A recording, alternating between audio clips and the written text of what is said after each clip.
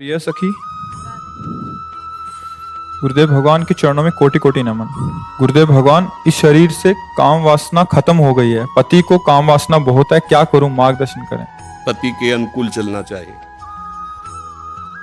जब दो पाणी ग्रहण करते हैं पति और पत्नी, तो एक दूसरे को सहयोग करके मित्र भाव से चलाना चाहिए।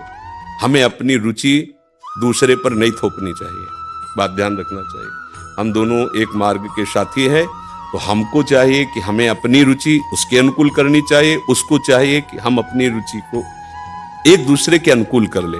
अगर आपकी रुचि नहीं है तो पति को मनाइए और अपनी रुचि में उसको अनुकूल कीजिए। अगर वो अनुकूल नहीं होता तो आप कोशिश कीजिए कि आपकी वृत्ति के कारण कहीं वो व्यभिचार में ना उतर जाए, गंदे मार्ग में न जाए। उसका साथ दो, आप उसके साथी हो।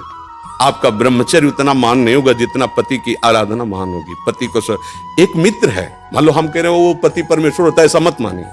तो एक मित्र है, हम दोनों मिलकर के संसार मार्ग में चलना। तो हमारी रुचि ही पूरी थोड़ी होती है, दोनों की रुचि मिलनी चाहिए। अगर दोनों रुचि, दोनों ब्रह्मचारी रहो।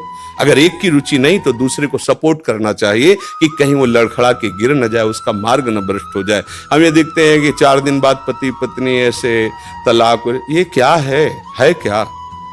सिर्फ अपनी रुचि का पोषण नहीं होना चाहिए। अगर हम दो मिलते हैं, दोनों मित्र बनते हैं, तो एक दूसरे की रुचि का आदर करें, एक दूसरे की रुचि का सहयोग करें, तभी तो जीवन यात्रा चलेगी। नहीं तो कब ऐसे नहीं चलेगा। आप ब्रह्मचारी बन के बैठो और वो विचार में प्रवृत्त हो जाए, तो आपने पाणी ग्रहण किया था, ये आपकी मित्रता नहीं सही रही।